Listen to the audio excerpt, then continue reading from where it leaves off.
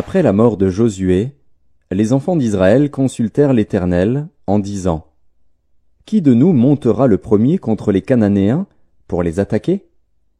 L'Éternel répondit: Juda montera. Voici, j'ai livré le pays entre ses mains. Et Juda dit à Siméon, son frère: Monte avec moi dans le pays qui m'est échu par le sort, et nous combattrons les Cananéens. J'irai aussi avec toi dans celui qui t'est tombé en partage. Et Siméon alla avec lui. Juda monta, et l'Éternel livra entre leurs mains les Cananéens et les Phéréziens. Ils battirent 10 000 hommes à Bézek. Ils trouvèrent Adoni-Bézek à Bézek, ils l'attaquèrent, et ils battirent les Cananéens et les Phéréziens. Adoni-Bézek prit la fuite. Mais ils le poursuivirent et le saisirent, et ils lui coupèrent les pouces des mains et des pieds. Adoni-Bézek dit: 70 rois, ayant les pouces des mains et des pieds coupés, ramassaient sous ma table. Dieu me rend ce que j'ai fait. On l'emmena à Jérusalem, et il y mourut. Les fils de Juda attaquèrent Jérusalem et la prirent, ils la frappèrent du tranchant de l'épée et mirent le feu à la ville.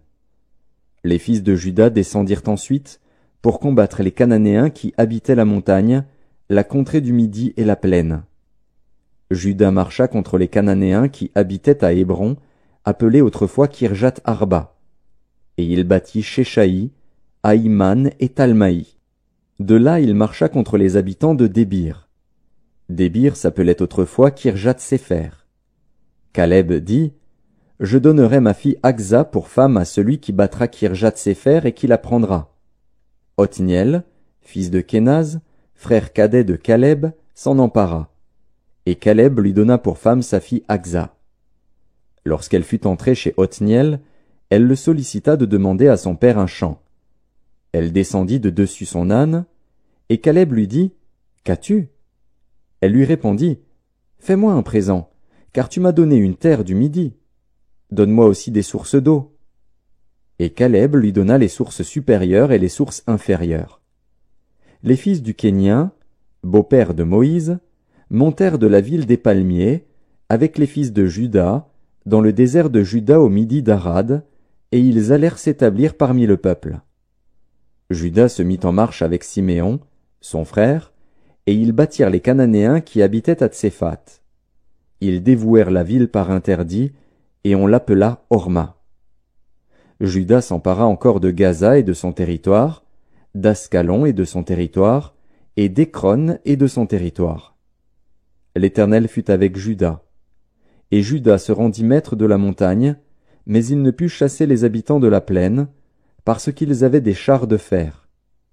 On donna Hébron à Caleb, comme l'avait dit Moïse, et il en chassa les 3 fils d'Anak. Les fils de Benjamin ne chassèrent point les Jébusiens qui habitaient à Jérusalem, et les Jébusiens ont habité jusqu'à ce jour dans Jérusalem avec les fils de Benjamin. La maison de Joseph monta aussi contre Béthel, et l'Éternel fut avec eux. La maison de Joseph fit explorer Béthel, qui s'appelait autrefois Luz. Les gardes virent un homme qui sortait de la ville, et ils lui dirent: Montre-nous par où nous pourrons entrer dans la ville, et nous te ferons grâce. Il leur montra par où ils pourraient entrer dans la ville. Et ils frappèrent la ville du tranchant de l'épée. Mais ils laissèrent aller cet homme et toute sa famille. Cet homme se rendit dans le pays des Hétiens. Il bâtit une ville, et lui donna le nom de Luz, nom qu'elle a porté jusqu'à ce jour. Manassé ne chassa point les habitants de Beth-Shéan et des villes de son ressort, de Tahanak et des villes de son ressort, de Dor et des villes de son ressort, de Gibléam et des villes de son ressort, de Megiddo et des villes de son ressort. Et les Cananéens voulurent rester dans ce pays. Lorsqu'Israël fut assez fort, il assujettit les Cananéens à un tribut, mais il ne les chassa point. Éphraïm ne chassa point les Cananéens qui habitaient à Gézer, et les Cananéens habitèrent au milieu d'Éphraïm à Gézer. Zabulon ne chassa point les habitants de Kitron, ni les habitants de Nahalol. Et les Cananéens habitèrent au milieu de Zabulon, mais ils furent assujettis à un tribut. Azer ne chassa point les habitants d'Akko, ni les habitants de Sidon, ni ceux d'Aklal, d'Akzib, de Helba, d'Afik et de Rehob. Et les Azérites habitèrent au milieu des Cananéens, habitants du pays, car ils ne les chassèrent point. Nephtali ne chassa point les habitants de Beth-Shemesh, ni les habitants de Beth-Anath, et il habita au milieu des Cananéens, habitants du pays, mais les habitants de Beth-Shemesh et de Beth-Anath furent assujettis à un tribut. Les Amoréens repoussèrent dans la montagne les fils de Dan, et ne les laissèrent pas descendre dans la plaine. Les Amoréens voulurent rester à Ar-Hérès, à Ajalon et à Shaalbim, mais la main de la maison de Joseph s'appesantit sur eux, et ils furent assujettis à un tribut. Le territoire des Amoréens s'étendait depuis la montée d'Akrabim, depuis Séla, et en dessus. Un envoyé de l'Éternel monta de Gilgal à Bokim, et dit, « Je vous ai fait monter hors d'Égypte, et je vous ai amené dans le pays que j'ai juré à vos pères de vous donner. J'ai dit, jamais je ne romprai mon alliance avec vous. Et vous, vous ne traiterez point alliance avec les habitants de ce pays, vous renverserez leurs autels. Mais vous n'avez point obéi à ma voix. Pourquoi avez-vous fait cela? J'ai dit alors, je ne les chasserai point devant vous, mais ils seront à vos côtés, et leurs dieux vous seront un piège.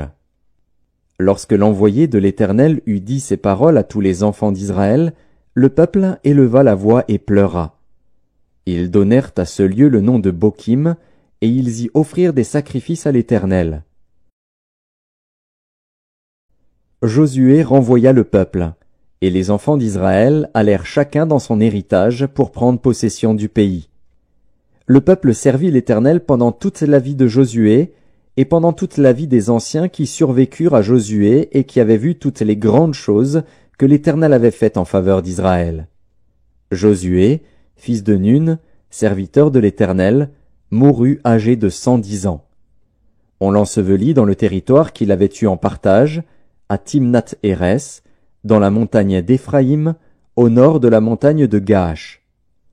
Toute cette génération fut recueillie auprès de ses pères, et il s'éleva après elle une autre génération qui ne connaissait point l'Éternel, ni ce qu'il avait fait en faveur d'Israël. Les enfants d'Israël firent alors ce qui déplaît à l'Éternel, et ils servirent les Baals. Ils abandonnèrent l'Éternel, le Dieu de leur père, qui les avait fait sortir du pays d'Égypte, et ils allèrent après d'autres dieux d'entre les dieux des peuples qui les entouraient. Ils se prosternèrent devant eux, et ils irritèrent l'Éternel. Ils abandonnèrent l'Éternel, et ils servirent Baal et les Astartés. La colère de l'Éternel s'enflamma contre Israël. Il les livra entre les mains de pillards qui les pillèrent, il les vendit entre les mains de leurs ennemis d'alentour, et ils ne purent plus résister à leurs ennemis. Partout où ils allaient, la main de l'Éternel était contre eux pour leur faire du mal, comme l'Éternel l'avait dit, comme l'Éternel le leur avait juré. Ils furent ainsi dans une grande détresse. L'Éternel suscita des juges, afin qu'ils les délivrassent de la main de ceux qui les pillaient. Mais ils n'écoutèrent pas même leurs juges, car ils se prostituèrent à d'autres dieux, se prosternèrent devant eux. Ils se détournèrent promptement de la voie qu'avaient suivie leur père, et ils n'obéirent point comme eux au commandement de l'Éternel. Lorsque l'Éternel leur suscitait des juges, l'Éternel était avec le juge, et il les délivrait de la main de leurs ennemis pendant toute la vie du juge. Car l'Éternel avait pitié de leurs gémissements contre ceux qui les opprimaient et les tourmentaient. Mais, à la mort du juge, ils se corrompaient de nouveau plus que leur père, en allant après d'autres dieux pour les servir et se prosterner devant eux, et ils persévéraient dans la même conduite et le même endurcissement. Alors la colère de l'Éternel s'enflamma contre Israël, et il dit, « Puisque cette nation a transgressé mon alliance que j'avais prescrite à ses pères, et puisqu'ils n'ont point obéi à ma voix, je ne chasserai plus devant eux aucune des nations que Josué laissa quand il mourut. C'est ainsi que je mettrai par elles Israël à l'épreuve, pour savoir s'ils prendront garde ou non de suivre la voie de l'Éternel, comme leurs pères y ont pris garde. » Et l'Éternel laissa en repos ces nations qu'il n'avait pas livrées entre les mains de Josué, et il ne se hâta point de les chasser. Voici les nations que l'Éternel laissa pour éprouver par elles Israël, tous ceux qui n'avaient pas connu toutes les guerres de Canaan. Il voulait seulement que les générations des enfants d'Israël connussent et apprissent la guerre, ceux qui ne l'avaient pas connue auparavant. Ces nations étaient les 5 princes des Philistins, tous les Cananéens, les Sidoniens et les Héviens qui habitaient la montagne du Liban, depuis la montagne de Baal-Hermon jusqu'à l'entrée de Hamath. Ces nations servirent à mettre Israël à l'épreuve, afin que l'Éternel sût s'ils obéiraient au commandement qu'il avait prescrit à leur père par Moïse. Et les enfants d'Israël habitèrent au milieu des Cananéens, des Hétiens, des Amoréens, des Phéréziens, des Héviens et des Jébusiens. Ils prirent leurs filles pour femmes, ils donnèrent à leurs fils leurs propres filles, et ils servirent leurs dieux. Les enfants d'Israël firent ce qui déplaît à l'Éternel, ils oublièrent l'Éternel, et ils servirent les Baals et les idoles. La colère de l'Éternel s'enflamma contre Israël, et il les vendit entre les mains de Cushan-Rishéataïm, roi de Mésopotamie. Et les enfants d'Israël furent asservis 8 ans à Cushan-Rishéataïm. Les enfants d'Israël crièrent à l'Éternel, et l'Éternel leur suscita un libérateur qui les délivra, Othniel, fils de Kénaz, frère cadet de Caleb. L'esprit de l'Éternel fut sur lui. Il devint juge en Israël, et il partit pour la guerre. L'Éternel livra entre ses mains Cushan-Rishéataïm, roi de Mésopotamie, et sa main fut puissante contre Cushan-Rishéataïm. Le pays fut en repos pendant 40 ans, et Othniel, fils de Kénaz, mourut. Les enfants d'Israël firent encore ce qui déplaît à l'Éternel, et l'Éternel fortifia Églon, roi de Moab, contre Israël, parce qu'ils avaient fait ce qui déplaît à l'Éternel. Églon réunit à lui les fils d'Ammon et les Amalécites, et il se mit en marche. Il bâtit Israël, et ils s'emparèrent de la ville des palmiers. Et les enfants d'Israël furent asservis 18 ans à Églon, roi de Moab. Les enfants d'Israël crièrent à l'Éternel, et l'Éternel leur suscita un libérateur, Éhud, fils de Guéra, benjamite, qui ne se servait pas de la main droite. Les enfants d'Israël envoyèrent par lui un présent à Églon, roi de Moab. Éhud se fit une épée à 2 tranchants, longue d'une coudée, et il la ceignit sous ses vêtements, au côté droit. Il offrit le présent à Églon, roi de Moab. Or Églon était un homme très gras. Lorsqu'il eut achevé d'offrir le présent, il renvoya les gens qui l'avaient apporté. Il revint lui-même depuis les carrières près de Gilgal, et il dit, « Ô roi, j'ai quelque chose de secret à te dire. » Le roi dit, « Silence !» Et tous ceux qui étaient auprès de lui sortirent. Éhud l'aborda comme il était assis seul dans sa chambre d'été, et il dit, « J'ai une parole de Dieu pour toi. » Églon se leva de son siège. Alors Éhud avança la main gauche, tira l'épée de son côté droit, et la lui enfonça dans le ventre. La poignée même entra après la lame, et la graisse se referma autour de la lame, car il ne retira pas du ventre l'épée, qui sortit par derrière. Éhud sortit par le portique, ferma sur lui les portes de la chambre haute, et tira le verrou. Quand il fut sorti, les serviteurs du roi vinrent et regardèrent, et voici, les portes de la chambre haute étaient fermées au verrou. Ils dirent, « Sans doute il se couvre les pieds dans la chambre d'été. » Ils attendirent longtemps. Et comme ils n'ouvraient pas les portes de la chambre haute, ils prirent la clé et ouvrirent, et voici, leur maître était mort, étendu par terre. Pendant leur délai, Éhud prit la fuite, dépassa les carrières, et se sauva à Seïra. Dès qu'il fut arrivé, il sonna de la trompette dans la montagne d'Éphraïm. Les enfants d'Israël descendirent avec lui de la montagne, et il se mit à leur tête. Il leur dit, « Suivez-moi, car l'Éternel a livré entre vos mains les Moabites, vos ennemis. » Ils descendirent après lui, s'emparèrent des gués du Jourdain vis-à-vis de Moab, et ne laissèrent passer personne. Ils battirent dans ce temps-là environ 10 000 hommes de Moab, tous robustes, tous vaillants, et pas un n'échappa.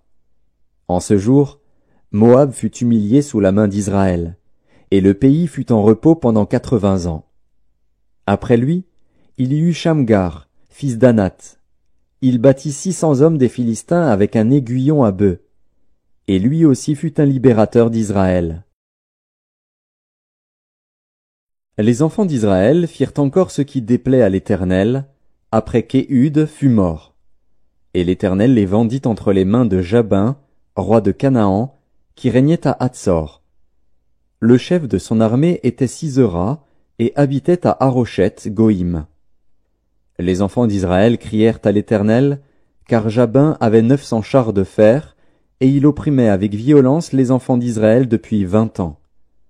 Dans ce temps-là, Déborah, prophétesse, femme de Lapidoth, était juge en Israël. Elle siégeait sous le palmier de Déborah, entre Rama et Béthel, dans la montagne d'Éphraïm. Et les enfants d'Israël montaient vers elle pour être jugés. Elle envoya appeler Barak, fils d'Abinoam, de Kédesh-Nephtali, et elle lui dit, « N'est-ce pas l'ordre qu'a donné l'Éternel, le Dieu d'Israël? Va, dirige-toi sur le mont Tabor, et prends avec toi 10 000 hommes des enfants de Nephtali et des enfants de Zabulon. J'attirerai vers toi, au torrent de Kison, Sisera, chef de l'armée de Jabin, avec ses chars et ses troupes, et je le livrerai entre tes mains. » Barak lui dit, « Si tu viens avec moi, j'irai, mais si tu ne viens pas avec moi, je n'irai pas. » Elle répondit, « J'irai bien avec toi, mais tu n'auras point de gloire sur la voie où tu marches, car l'Éternel livrera Sisera entre les mains d'une femme. » Et Déborah se leva, et elle se rendit avec Barak à Kédesh. Barak convoqua Zabulon et Nephtali à Kédesh. 10 000 hommes marchèrent à sa suite, et Déborah partit avec lui. Héber, le Kénien, s'était séparé des Kéniens, des fils de Hobab, beau-père de Moïse, et il avait dressé sa tente jusqu'aux chênes de Tsahanaïm, près de Kédesh. On informa Sisera que Barak, fils d'Abinoam, s'était dirigé sur le mont Tabor. Et, depuis Haroshet-Goïm, Sisera rassembla vers le torrent de Kison tous ses chars, 900 chars de fer, et tout le peuple qui était avec lui. Alors Déborah dit à Barak, « Lève-toi, car voici le jour où l'Éternel livre à Sisera entre tes mains. L'Éternel ne marche-t-il pas devant toi? » Et Barak descendit du mont Tabor, ayant 10 000 hommes à sa suite. L'Éternel mit en déroute devant Barak, par le tranchant de l'épée, Sisera, tous ses chars et tout le camp. Sisera descendit de son char et s'enfuit à pied. Barak poursuivit les chars et l'armée jusqu'à Haroshet-Goïm. Et toute l'armée de Sisera tomba sous le tranchant de l'épée, sans qu'il en restât un seul homme. Sisera se réfugia à pied dans la tente de Jaël, femme de Héber, le Kénien. Car il y avait paix entre Jabin, roi de Hatsor, et la maison de Héber, le Kénien. Jaël sortit au-devant de Sisera et lui dit, « Entre, mon seigneur, entre chez moi, ne crains point. » Il entra chez elle dans la tente, et elle le cacha sous une couverture. Il lui dit, « Donne-moi, je te prie, un peu d'eau à boire, car j'ai soif. » Elle ouvrit l'outre du lait, lui donna à boire, et le couvrit. Il lui dit encore, « Tiens-toi à l'entrée de la tente, et si l'on vient t'interroger en disant, « Y a-t-il ici quelqu'un ?» tu répondras, « Non. » Jaël, femme de Héber, saisit un pieu de la tente, prit en main le marteau, s'approcha de lui doucement, et lui enfonça dans la tempe le pieu, qui pénétra en terre. Il était profondément endormi et accablé de fatigue, et il mourut. Comme Barak poursuivait Sisera, Jaël sortit à sa rencontre et lui dit, « Viens, et je te montrerai l'homme que tu cherches. » Il entra chez elle, et voici, Sisera était étendu mort, le pieu dans la tempe. En ce jour, Dieu humilia Jabin, roi de Canaan, devant les enfants d'Israël. Et la main des enfants d'Israël s'appesantit de plus en plus sur Jabin, roi de Canaan, jusqu'à ce qu'ils eussent exterminé Jabin, roi de Canaan. En ce jour-là, Déborah chanta ce cantique avec Barak, fils d'Abinoam. Des chefs se sont mis à la tête du peuple en Israël, et le peuple s'est montré prêt à combattre. Bénissez-en l'Éternel. Roi, écoutez. Princes, prêtez l'oreille. Je chanterai, oui, je chanterai à l'Éternel. Je chanterai à l'Éternel, le Dieu d'Israël. Ô Éternel, quand tu sortis de Séhir, quand tu t'avanças des champs d'Édom, la terre trembla, et les cieux se fondirent et les nuées se fondirent en eau. Les montagnes s'ébranlèrent devant l'Éternel, ce Sinaï devant l'Éternel, le Dieu d'Israël.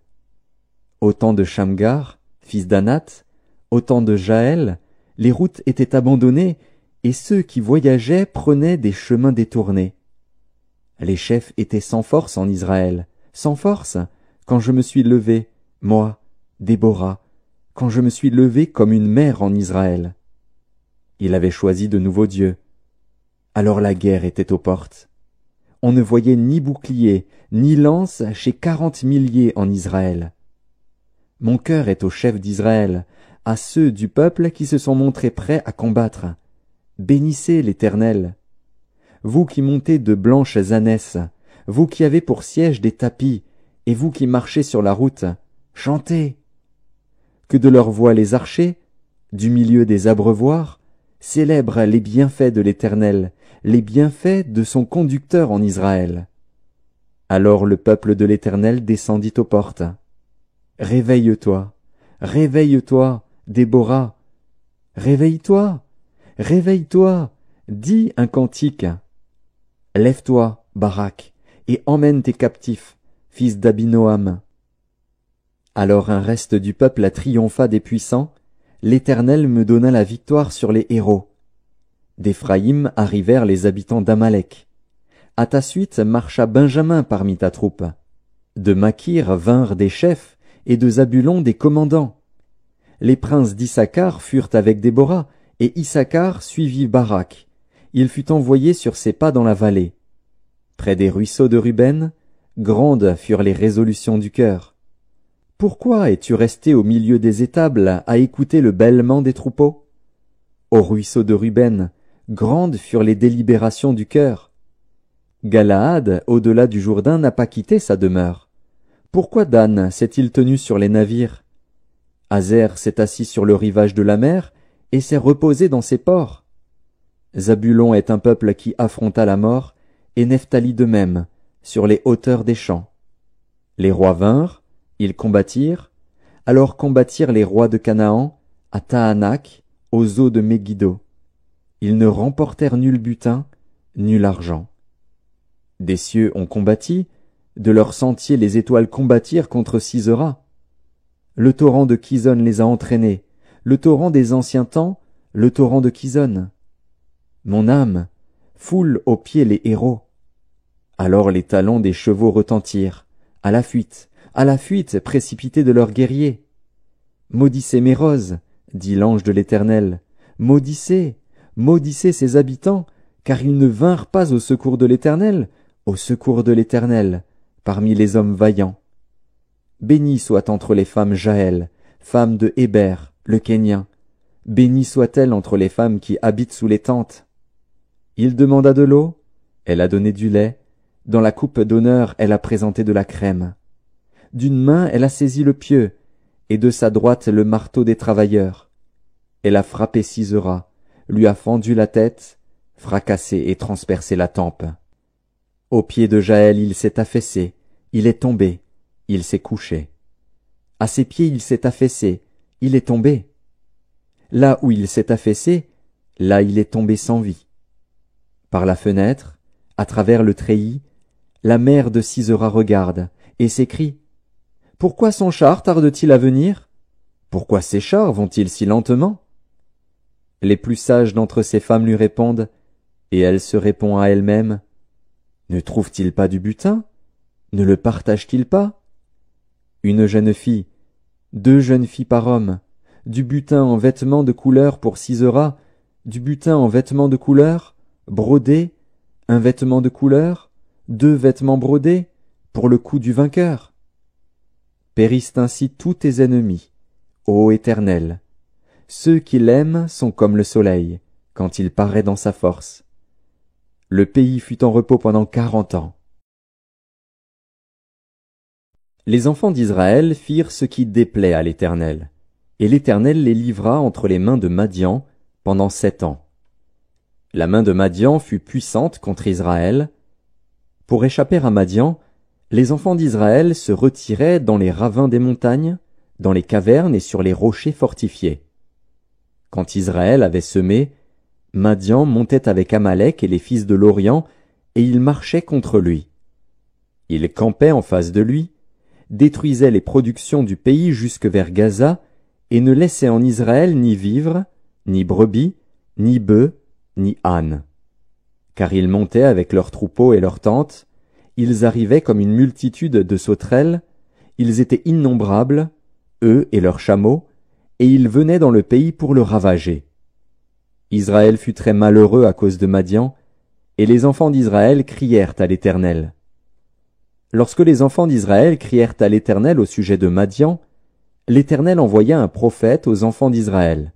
Il leur dit, « Ainsi parle l'Éternel, le Dieu d'Israël. Je vous ai fait monter d'Égypte, et je vous ai fait sortir de la maison de servitude. Je vous ai délivrés de la main des Égyptiens et de la main de tous ceux qui vous opprimaient. Je les ai chassés devant vous, et je vous ai donné leur pays. Je vous ai dit, je suis l'Éternel, votre Dieu. Vous ne craindrez point les dieux des Amoréens, dans le pays desquels vous habitez. Mais vous n'avez point écouté ma voix. Puis vint l'ange de l'Éternel, et il s'assit sous le térébinthe d'Ophra, qui appartenait à Joas, de la famille d'Abiézer. Gédéon, son fils, battait du froment au pressoir, pour le mettre à l'abri de Madian. L'ange de l'Éternel lui apparut, et lui dit, « L'Éternel est avec toi, vaillant héros. » Gédéon lui dit, « Ah, mon Seigneur, si l'Éternel est avec nous, pourquoi toutes ces choses nous sont-elles arrivées? Et où sont tous ces prodiges que nos pères nous racontent, quand ils disent, « L'Éternel ne nous a-t-il pas fait monter hors d'Égypte? » Maintenant l'Éternel nous abandonne, et il nous livre entre les mains de Madian. L'Éternel se tourna vers lui, et dit, « Va avec cette force que tu as, et délivre Israël de la main de Madian. N'est-ce pas moi qui t'envoie? » Gédéon lui dit, « Ah, mon Seigneur, avec quoi délivrerai-je Israël? Voici, ma famille est la plus pauvre en Manassé, et je suis le plus petit dans la maison de mon père. » L'Éternel lui dit, « Mais je serai avec toi, et tu battras Madian comme un seul homme. » Gédéon lui dit, « Si j'ai trouvé grâce à tes yeux, donne-moi un signe pour montrer que c'est toi qui me parles. Ne t'éloigne point d'ici jusqu'à ce que je revienne auprès de toi, que j'apporte mon offrande, et que je la dépose devant toi. » Et l'Éternel dit, « Je resterai jusqu'à ce que tu reviennes. » Gédéon entra, prépara un chevreau, et fit avec un épha de farine des pains sans levain. Il mit la chair dans un panier et le jus dans un pot, les lui apporta sous le térébinthe, et les présenta. L'ange de Dieu lui dit, « Prends la chair et les pains sans levain, pose-les sur ce rocher, et répands le jus. » Et il fit ainsi. L'ange de l'Éternel avança l'extrémité du bâton qu'il avait à la main, et toucha la chair et les pains sans levain. Alors il s'éleva du rocher un feu qui consuma la chair et les pains sans levain. Et l'ange de l'Éternel disparut à ses yeux. Gédéon, voyant que c'était l'ange de l'Éternel, dit, « Malheur à moi, Seigneur Éternel, car j'ai vu l'ange de l'Éternel face à face. » Et l'Éternel lui dit, « Sois en paix, ne crains point, tu ne mourras pas. » Gédéon bâtit là un autel à l'Éternel, et lui donna pour nom l'Éternel paix. Il existe encore aujourd'hui à Ophra, qui appartenait à la famille d'Abiézer. Dans la même nuit, l'Éternel dit à Gédéon, « Prends le jeune taureau de ton père, et un second taureau de 7 ans. Renverse l'autel de Baal qui est à ton père, et abat le pieu sacré qui est dessus. Tu bâtiras ensuite et tu disposeras, sur le haut de ce rocher, un autel à l'Éternel ton Dieu. Tu prendras le second taureau, et tu offriras un holocauste, avec le bois de l'idole que tu auras abattu. » Gédéon prit 10 hommes parmi ses serviteurs, et fit ce que l'Éternel avait dit. Mais, comme il craignait la maison de son père et les gens de la ville, il l'exécuta de nuit et non de jour. Lorsque les gens de la ville se furent levés de bon matin, voici, l'autel de Baal était renversé, le pieu sacré placé dessus était abattu, et le second taureau était offert en holocauste sur l'autel qui avait été bâti. Ils se dirent l'un à l'autre, « Qui a fait cela ?» Et ils s'informèrent et firent des recherches. On leur dit, « C'est Gédéon, fils de Joas, qui a fait cela. » Alors les gens de la ville dirent à Joas, « Fais sortir ton fils, et qu'il meure, car il a renversé l'autel de Baal et abattu le pieu sacré qui était dessus. » Joas répondit à tous ceux qui se présentèrent à lui, « Est-ce à vous de prendre parti pour Baal? Est-ce à vous de venir à son secours? Quiconque prendra parti pour Baal mourra avant que le matin vienne.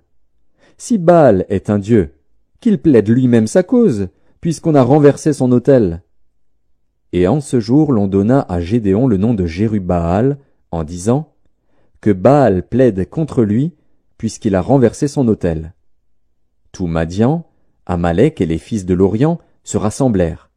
Ils passèrent le Jourdain et campèrent dans la vallée de Jizréel.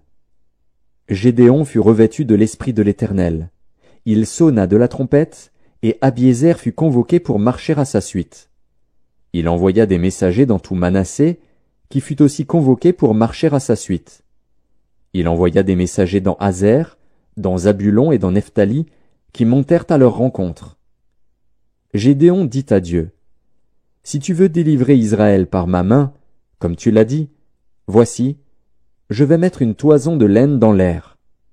Si la toison seule se couvre de rosée et que tout le terrain reste sec, je connaîtrai que tu délivreras Israël par ma main, comme tu l'as dit. » Et il arriva ainsi. Le jour suivant, il se leva de bon matin, pressa la toison, et en fit sortir la rosée, qui donna de l'eau plein une coupe. Gédéon dit à Dieu, « Que ta colère ne s'enflamme point contre moi, et je ne parlerai plus que cette fois. Je voudrais seulement faire encore une épreuve avec la toison. Que la toison seule reste sèche, et que tout le terrain se couvre de rosée. » Et Dieu fit ainsi cette nuit-là. La toison seule resta sèche, et tout le terrain se couvrit de rosée.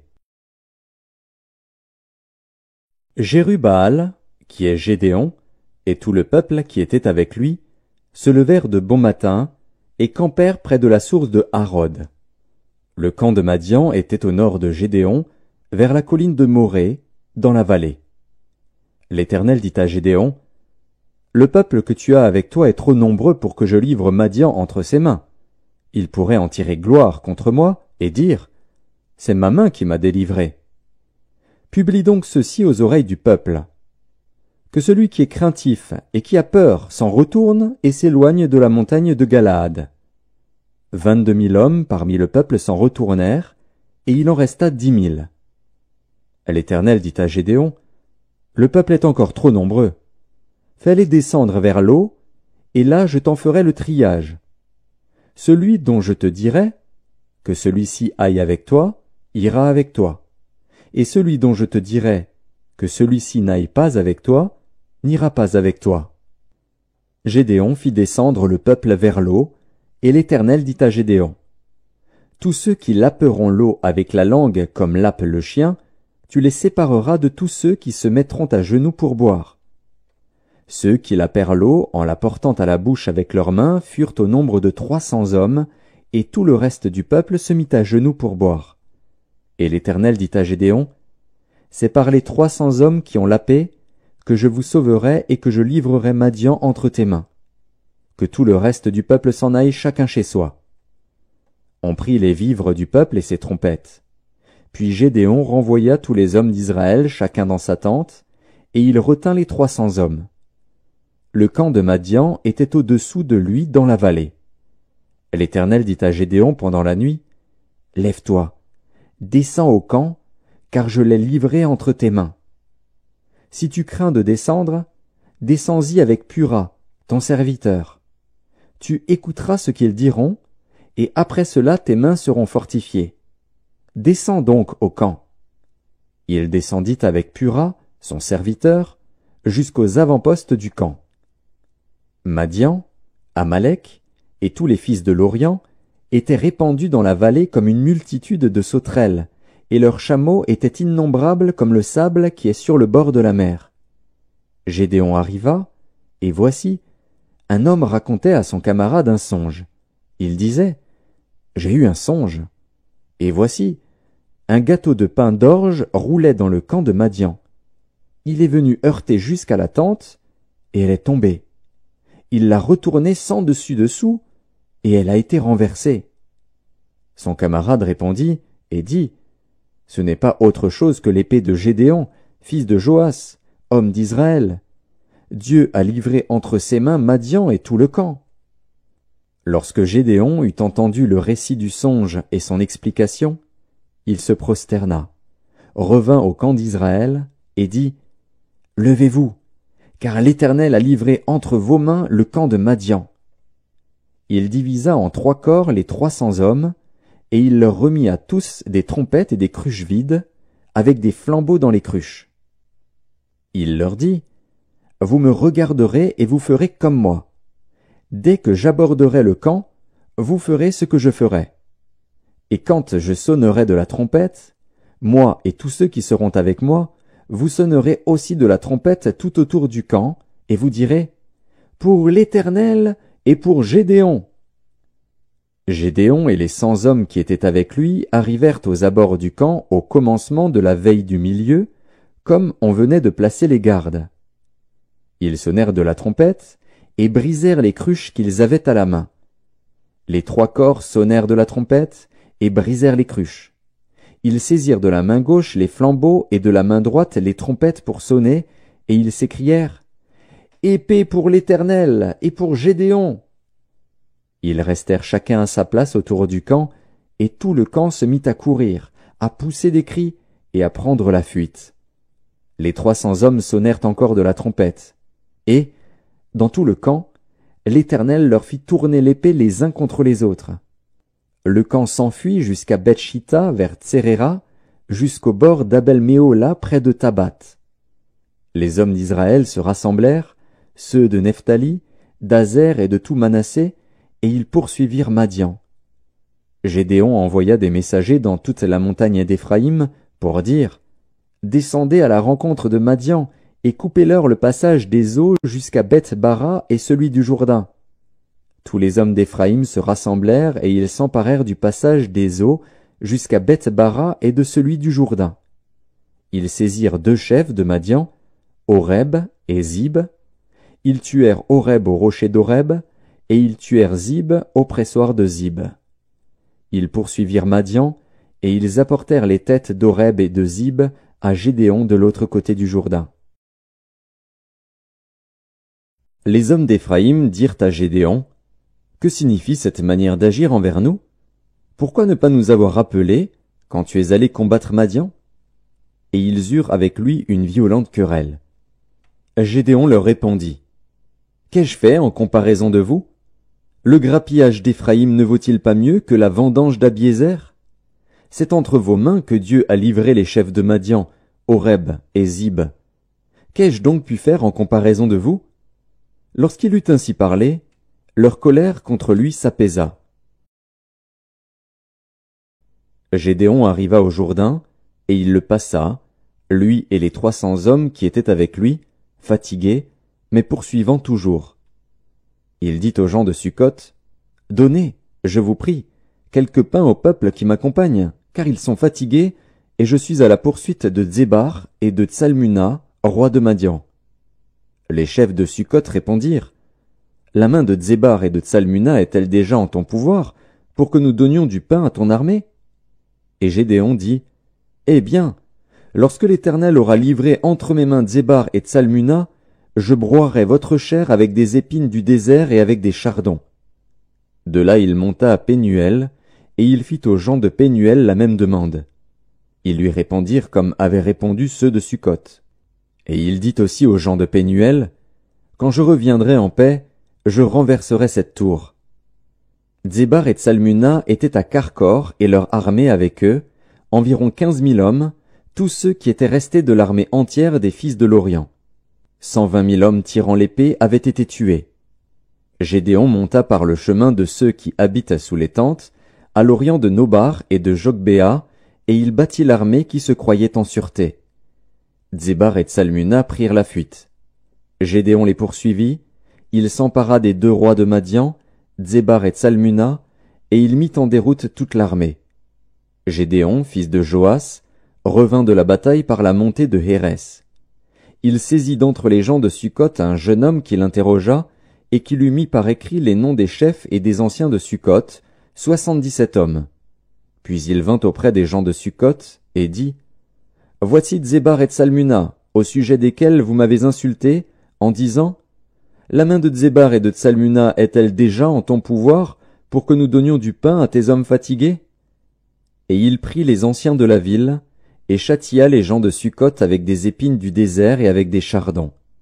Il renversa aussi la tour de Pénuel, et tua les gens de la ville. Il dit à Dzébar et à Tsalmuna, « Comment étaient les hommes que vous avez tués au Tabor ?» Ils répondirent, « Ils étaient comme toi, chacun avait l'air d'un fils de roi. » Il dit, « C'étaient mes frères, fils de ma mère.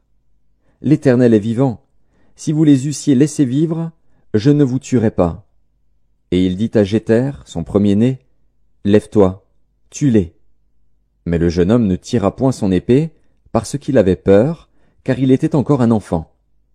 Dzébar et Tsalmuna dirent, « Lève-toi toi-même, et tue-nous, car tel est l'homme, telle est sa force. » Et Gédéon se leva, et tua Dzébar et Tsalmuna.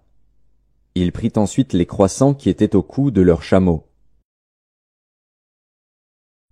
Les hommes d'Israël dirent à Gédéon, « Domine sur nous, et toi, et ton fils, et le fils de ton fils, car tu nous as délivrés de la main de Madian. » Gédéon leur dit, « Je ne dominerai point sur vous, et mes fils ne domineront point sur vous. C'est l'Éternel qui dominera sur vous. » Gédéon leur dit, « J'ai une demande à vous faire.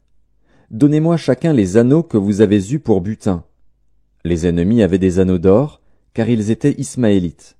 Ils dirent, « Nous les donnerons volontiers. » Et ils étendirent un manteau, sur lequel chacun jeta les anneaux de son butin. Le poids des anneaux d'or que demanda Gédéon fut de 1700 cycles d'or, sans les croissants, les pendants d'oreilles, et les vêtements de pourpre que portaient les rois de Madian, et sans les colliers qui étaient au cou de leurs chameaux. Gédéon en fit un éphod, et il le plaça dans sa ville, à Ophra, où il devint l'objet des prostitutions de tout Israël. Et il fut un piège pour Gédéon et pour sa maison. Madian fut humilié devant les enfants d'Israël, et il ne leva plus la tête. Et le pays fut en repos pendant 40 ans, durant la vie de Gédéon. Jérubbaal, fils de Joas, s'en retourna, et demeura dans sa maison. Gédéon eut 70 fils, issus de lui, car il eut plusieurs femmes. Sa concubine, qui était à Sichem, lui enfanta aussi un fils, à qui on donna le nom d'Abimélec. Gédéon, fils de Joas, mourut après une heureuse vieillesse, et il fut enterré dans le sépulcre de Joas, son père, à Ophra, qui appartenait à la famille d'Abiézer. Lorsque Gédéon fut mort, les enfants d'Israël recommencèrent à se prostituer au Baal, et ils prirent Baal-Bérith pour leur Dieu. Les enfants d'Israël ne se souvinrent point de l'Éternel, leur Dieu, qui les avait délivrés de la main de tous les ennemis qui les entouraient. Et ils n'eurent point d'attachement pour la maison de Jérubbaal, de Gédéon, après tout le bien qu'il avait fait à Israël. Abimélec, fils de Jérubbaal, se rendit à Sichem vers les frères de sa mère, et voici comment il leur parla, ainsi qu'à toute la famille de la maison du père de sa mère. Dites, je vous prie, aux oreilles de tous les habitants de Sichem. Vaut-il mieux pour vous que 70 hommes, tous fils de Jérubbaal, dominent sur vous, ou qu'un seul homme domine sur vous? Et souvenez-vous que je suis votre os et votre chair. » Les frères de sa mère répétèrent pour lui toutes ces paroles aux oreilles de tous les habitants de Sichem, et leur cœur inclina en faveur d'Abimélec, car ils se disaient, « C'est notre frère. » Ils lui donnèrent 70 cycles d'argent, qu'ils enlevèrent de la maison de Baal-Bérith. Abimélec s'en servit pour acheter des misérables et des turbulents qui allèrent après lui. Il vint dans la maison de son père à Ophra, et il tua ses frères, fils de Jérubbaal, 70 hommes, sur une même pierre. Il n'échappa que Jotham, le plus jeune fils de Jérubbaal, car il s'était caché. Tous les habitants de Sichem et toute la maison de Milo se rassemblèrent, ils vinrent et proclamèrent roi Abimélec près du chêne planté dans Sichem. Jotham en fut informé. Il alla se placer sur le sommet de la montagne de Garizim, et voici ce qu'il leur cria à haute voix. « Écoutez-moi, habitants de Sichem, et que Dieu vous écoute. » Les arbres partirent pour aller oindre un roi et le mettre à leur tête. Ils dirent à l'olivier, « Règne sur nous. » Mais l'olivier leur répondit, « Renoncerai-je à mon huile, qui m'assure les hommages de Dieu et des hommes, pour aller planer sur les arbres ?»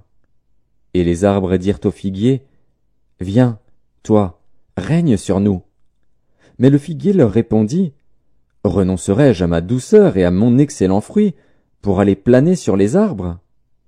Et les arbres dirent à la vigne, « Viens, toi, règne sur nous. » Mais la vigne leur répondit, « Renoncerai-je à mon vin, qui réjouit Dieu et les hommes, pour aller planer sur les arbres ?» Alors tous les arbres dirent au buisson d'épines, « Viens, toi, règne sur nous. » Et le buisson d'épines répondit aux arbres, « Si c'est de bonne foi que vous voulez moindre pour votre roi, venez, réfugiez-vous sous mon ombrage. Sinon, un feu sortira du buisson d'épines et dévorera les cèdres du Liban. Maintenant, est-ce de bonne foi et avec intégrité que vous avez agi en proclamant roi Abimélec? Avez-vous eu de la bienveillance pour Jérubbaal et sa maison? L'avez-vous traité selon les services qu'il a rendus? Car mon père a combattu pour vous, il a exposé sa vie, et il vous a délivré de la main de Madian. Et vous, vous vous êtes levé contre la maison de mon père, vous avez tué ses fils, 70 hommes, sur une même pierre, et vous avez proclamé roi sur les habitants de Sichem Abimélec, fils de sa servante, parce qu'il est votre frère. Si c'est de bonne foi et avec intégrité qu'en ce jour vous avez agi envers Jérubbaal et sa maison, eh bien, qu'Abimélec fasse votre joie, et que vous fassiez aussi la sienne. Sinon, qu'un feu sorte d'Abimélec et dévore les habitants de Sichem et la maison de Milo, et qu'un feu sorte des habitants de Sichem et de la maison de Milo et dévore Abimélec. » Jotham se retira et prit la fuite. Il s'en alla à Bér, où il demeura loin d'Abimélec, son frère. Abimélec avait dominé 3 ans sur Israël. Alors Dieu envoya un mauvais esprit entre Abimélec et les habitants de Sichem, et les habitants de Sichem furent infidèles à Abimélec, afin que la violence commise sur les 70 fils de Jérubbaal reçût son châtiment, et que leur sang retombât sur Abimélec, leur frère, qui les avait tués, et sur les habitants de Sichem, qui l'avaient aidé à tuer ses frères. Les habitants de Sichem placèrent en embuscade contre lui, sur les sommets des montagnes, des gens qui dépouillaient tous ceux qui passaient près d'eux sur le chemin. Et cela fut rapporté à Abimélec.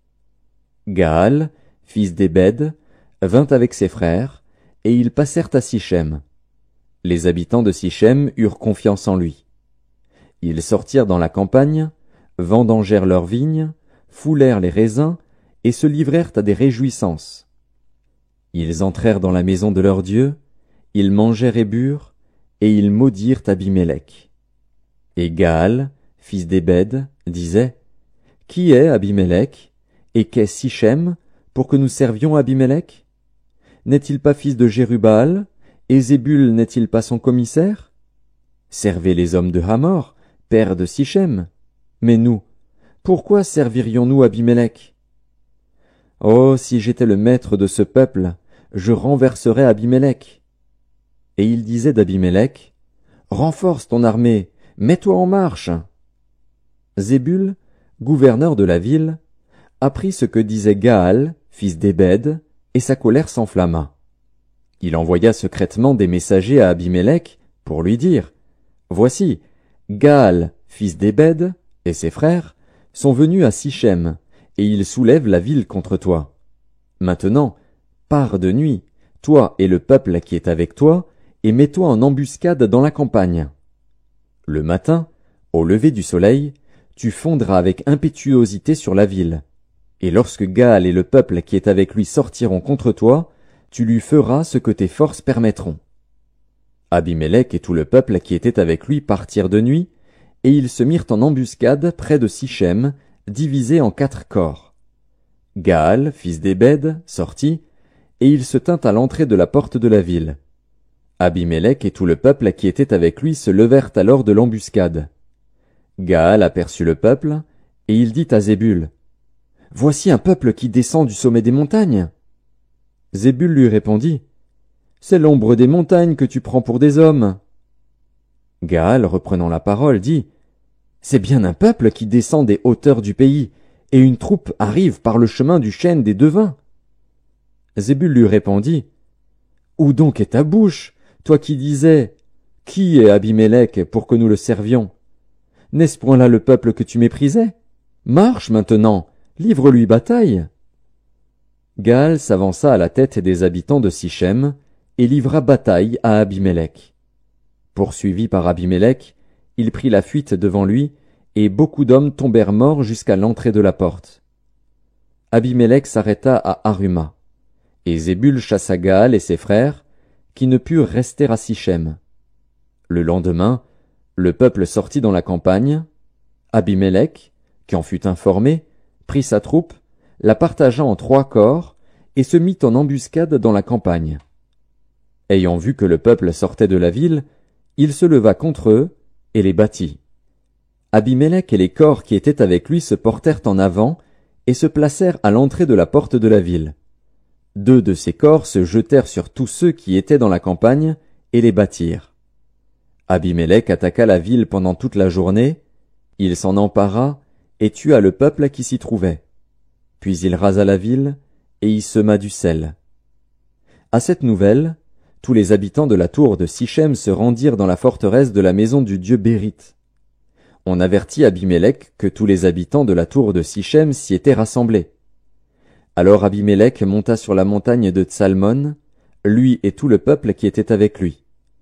Il prit en main une hache, coupa une branche d'arbre, l'enleva et la mit sur son épaule. Ensuite il dit au peuple qui était avec lui, « Vous avez vu ce que j'ai fait? Hâtez-vous de faire comme moi. » Et ils coupèrent chacun une branche, et suivirent Abimélec. Ils placèrent les branches contre la forteresse, et l'incendièrent avec ceux qui y étaient. Ainsi périrent tous les gens de la tour de Sichem, au nombre d'environ 1000, hommes et femmes. Abimélec marcha contre Thébets. Il assiégea Thébets et s'en empara. Il y avait au milieu de la ville une forte tour où se réfugièrent tous les habitants de la ville, hommes et femmes. Ils fermèrent sur eux et montèrent sur le toit de la tour. Abimélec parvint jusqu'à la tour. Il l'attaqua et s'approcha de la porte pour y mettre le feu. Alors une femme lança sur la tête d'Abimélec un morceau de meule de moulin et lui brisa le crâne. Aussitôt il appela le jeune homme qui portait ses armes, et lui dit, « Tire ton épée, et donne-moi la mort, de peur qu'on ne dise de moi, c'est une femme qui l'a tué. » Le jeune homme le perça, et il mourut. Quand les hommes d'Israël virent qu'Abimélec était mort, ils s'en allèrent chacun chez soi. Ainsi Dieu fit retomber sur Abimélec le mal qu'il avait fait à son père, en tuant ses 70 frères, et Dieu fit retomber sur la tête des gens de Sichem tout le mal qu'ils avaient fait. Ainsi s'accomplit sur eux la malédiction de Jotham, fils de Jérubbaal.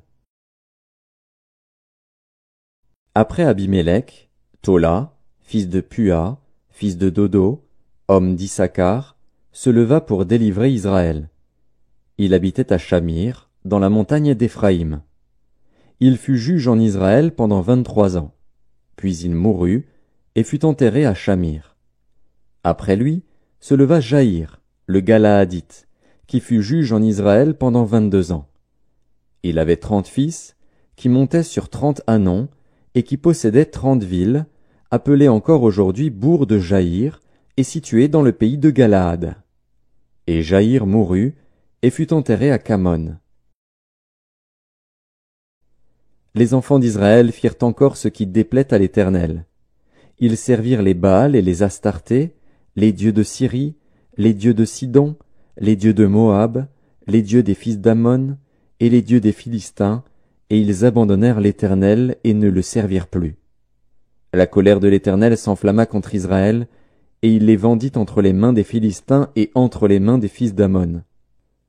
Ils opprimèrent et écrasèrent les enfants d'Israël cette année-là, et pendant 18 ans tous les enfants d'Israël qui étaient de l'autre côté du Jourdain dans le pays des Amoréens en Galaad. Les fils d'Ammon passèrent le Jourdain pour combattre aussi contre Juda, contre Benjamin et contre la maison d'Éphraïm. Et Israël fut dans une grande détresse.